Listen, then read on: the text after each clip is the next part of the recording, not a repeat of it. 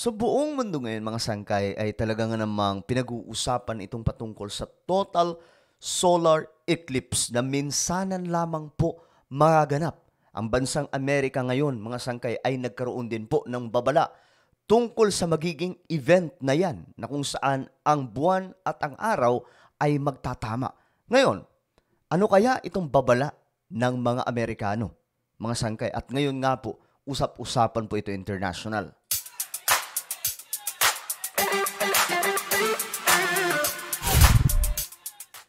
Magandang oras po sa lahat ng ating mga kababayan, sa lahat po ng mga solid sangkay na nanonood ngayon. Maganda po yung ating pag-uusapan ngayon dahil bibihira po neto mangyari mga sangkay. No, at marami nga pong mga Bible scholar ang usap-usapan po ito. Pero marami din naman mga sangkay ang nagkikwento na ito daw po ay senyalis ng pagbabalik ni Jesus Christ. At ang iba naman mga sangkay, sinasabi po nila na ito na yon. Ito na yung, kasi sa 8 magaganap po ito. April 8, nasabi po ng iba na ito na daw yung pagbabalik ni Jesus Christ sa April 8. Ang dami pong interpretation, no? Mamaya pag-usapan natin yan. But anyway, before we start guys, paki-subscribe po muna yung ating YouTube channel. Dito, 1.19 million subscribers na po tayo. Ang dami na po natin dito. Kaya kung hindi ka po nakakapag-subscribe, ano pang hinihintay mo? Ang dami na po natin dito. So, ngayon, hanapin nyo lamang po ito sa, hindi na pala kailangan hanapin. I-check nyo na lamang po sa ibaba. May makikita po kayo dyan, subscribe button. Pindutin nyo po yan, tapos i-click nyo yung bell, tapos i-click nyo yung all, ayun na, mga sangkay. Okay? Ulitin ko, click the subscribe, click the bell, and click all. Sa mga nanonood po sa Facebook, huwag nyo rin pong kailimutan na i-follow ang ating Facebook page. Huwag kayong magpapalugi sa mga nasa YouTube. At syempre ito, may papagawa lamang po ako sa inyo saglit. Sa mga nanonood po sa Facebook, okay? Gawin nyo po ito, sundan nyo. May ginawa po akong video at madali lamang po ito mga sangkay. Sa mga nanonood po sa Facebook, may makikita po kayong 3 tuldok bandang itaas. Check nyo na lamang sa inyong mga cellphone. Gawin nyo po ito ng aktual. Pindutin nyo po yung 3 tuldok bandang itaas sa mismong video natin ngayon na pinapanood. Then may lalabas na show more. Pindutin nyo po yung show more or yung plus icon. Okay? Ayun lang po, mga sangkay, napakadali. Ngayon, ito na, pag-usapan po natin ito dahil nga po, usap-usapan po ito sa international. Ano nga ba ang mayroon? Kasi ang Amerika, mga sangkay, nagkaroon po ng warning. Ayan po, officials issue solar eclipse warning. But before that, mga sangkay, ito, panoorin po muna natin ang iba sa mga impormasyon tungkol po dito sa total solar eclipse na magaganap April 8. As many in Hawaii get ready to look up to the sky on Monday morning for the solar eclipse, doctors warn of potential vision damage if you don't do it right. Okay. Mga sangkay, yan po yung paalala nila. Baka daw magkaroon po ng total damage din po sa mga mata nang hindi po mag-iingat mga sangkay. So, I don't know kung anong iniibig sabihin dito ng mga eksperto. Pero, ayun nga, mga sangkay, tingnan po natin. Pero bago po natin ipagpatuloy yun, eto muna. Saan nga ba magaganap itong tinatawag na solar eclipse? Ayan. Ito po yung mga bansa. Ang mga bansa lamang sa North America, kabilang ang Mexico, United States, Canada, ang makakakita sa total solar eclipse na inaasahan sa Abril 8 ayon sa Pag-asa. So, hindi po natin mawi-witness yan dito sa Pilipinas, okay? Para po sa inyong kaalaman. Grabe yan. Grabing event yan, mga sangkay. Bibihira. Kasi total solar eclipse po yan. Bibihira po mangyari yan, mga sangkay, no? At, alam nyo ba, sa Bible, mayroong total eclipse na recorded. Ito po ay sa panahon ni Jesus Christ. Nung siya po ay pinako sa krus, nagkaroon po ng total solar eclipse. Nagdilim po ang paligid nun. At halos buong araw nangyari yun, mga sangkay. While ito, 4 na minuto lamang na magaganap. Pero nung panahon ni Jesus Christ, nung pinako po siya sa krus,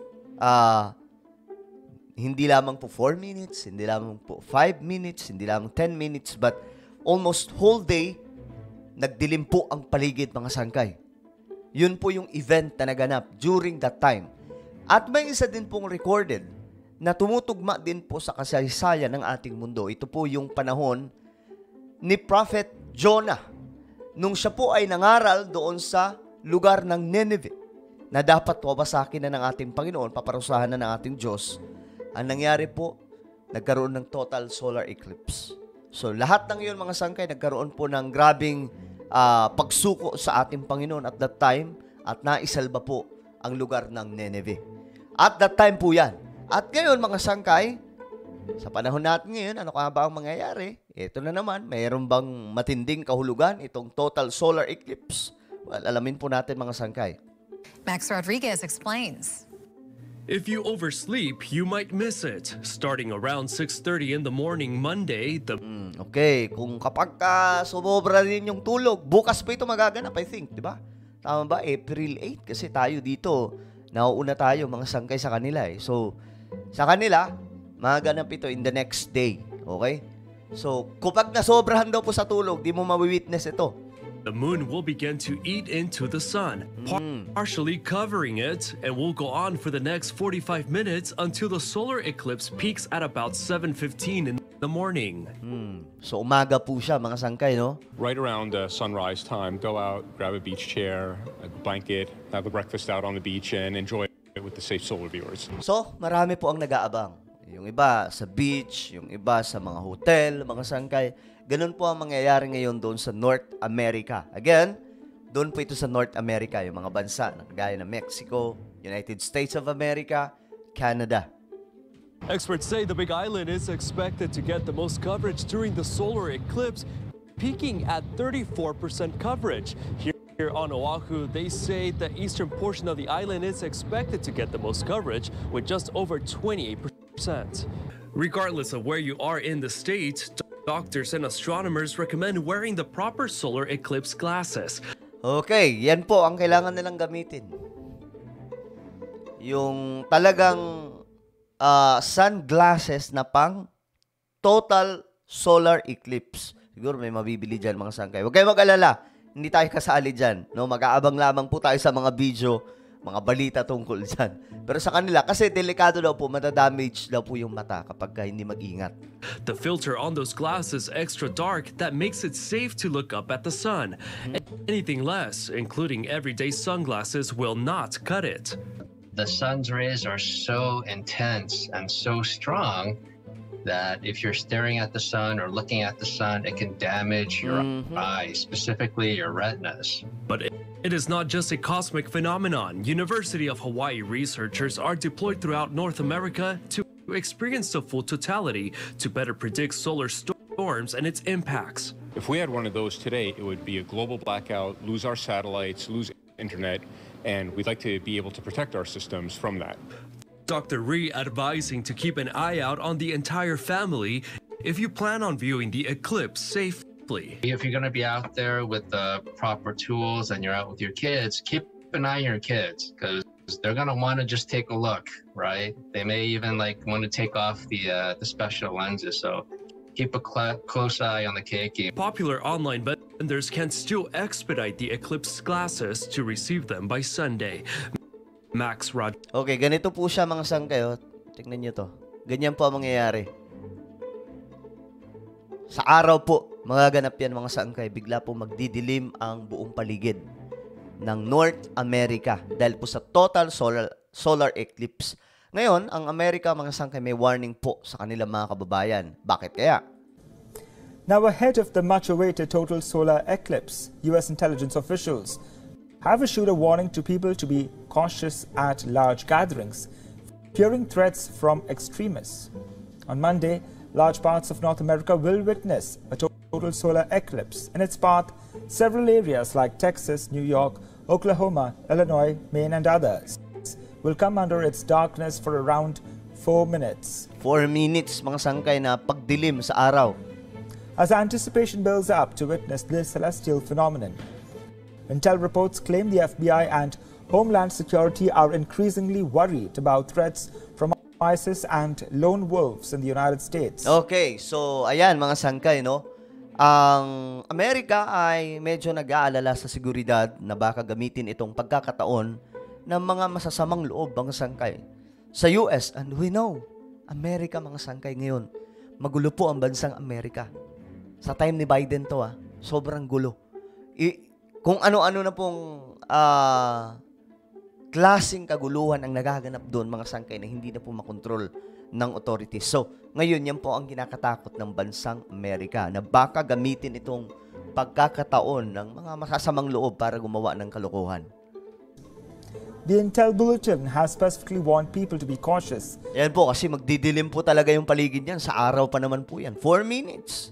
Tagal-tagal din po yan. At mass gatherings such as sports stadiums, concert venues, or houses of worship, fearing extremist attacks.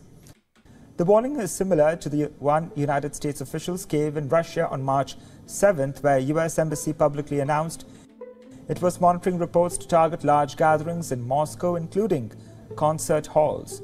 The warning came 2 weeks before the Crocus City Hall attack. It had warned people to avoid large gatherings over the next 48 hours. Meanwhile, the total solar eclipse has prompted many states in the United States. Okay, so yan, mga sangay, yung warning. Lahat ng mga kababayan nila doon sa bansang Amerika, pinag-iingat po sa time na yan. Sa time na magtatama po, kakainin po ng araw, hindi naman totally kakainin yung buwan, mga sangkay, pero kumbaga magtatama kasi sila. So, ang mangyayari, parang kakainin po ng araw ang buwan. So, ngayon mga sangkay, may experience ba natin dito sa Pilipinas yan? No. Ayun nga po dito sa balita, mga sangkay. Saan ba yun? Ito. Solar eclipse, mga sangkay, won't witness in our country. Yan. Why Philippines won't witness April 8 solar eclipse and other must-know facts. Ayun. Sa bansa o sa mga lugar lamang po ng North America. Mga bansa lamang po sa North America. Okay? So ngayon yan po ang abangan natin. Ano nga ba ang magaganap, mga sangkay during that time? Meron bang mangyayaring kakaiba? But I just want you to understand na hindi po ito yung mga sangkay, pagbabalik ni Jesus Christ. Kasi klaro lamang po ang sinabi ng Biblia, nagbigay lamang po ng signs, warning, ang Word of God. And even Jesus Christ, minention niya doon yung mga warning, mga sangkay, mga sign ng pagbabalik ng ating Panginoon. At wala pong kinalaman ng Amerika sa pagbabalik ng ating Panginoon. Alam niyo, yung second coming of Christ, mga sangkay, doon po sa Middle East, magaganap yung matinding destruction bago po mangyari ang pagbabalik ni Jesus Christ. So, mga sangkay, doon po natin ituon yung ating mga mata. Aside from that, mga sangkay, syempre, tingnan din po natin yung paligid ng buong mundo dahil maging sa Bible prophetic events, mayroon din naman po kabahagi ang iba pang mga sangkay, pangkalahatan sa buong mundo. Wala pong tinutumbok na isang bansa lamang. Wala po. Maliban lamang po sa Israel o doon sa Middle East. Okay? Before the coming of Jesus Christ, bago po sumampa ang kanyang mga paa doon sa Mount of Olives, mga sangkay, mangyayari muna ang matinding destruction doon sa Israel. Okay? So, ano po ang inyong opinion tungkol po dito sa solar or total solar eclipse na magaganap, mga sangkay, doon sa North America? I-comment nyo sa ibaba ang inyong mga opinion. And now, guys, meron po akong isang YouTube channel, Sangkay Revelation. Ito po, magaganda po yung topic natin dito patungkol sa mga nangyayari sa ating mundo. Okay? Hanapin nyo na lamang po ito sa YouTube. Then click the subscribe, click the bell, and click all. Ako na po ay magpapaalam. This is me, Sangkay Janjan. Mag-iingat po ang lahat. God bless everyone.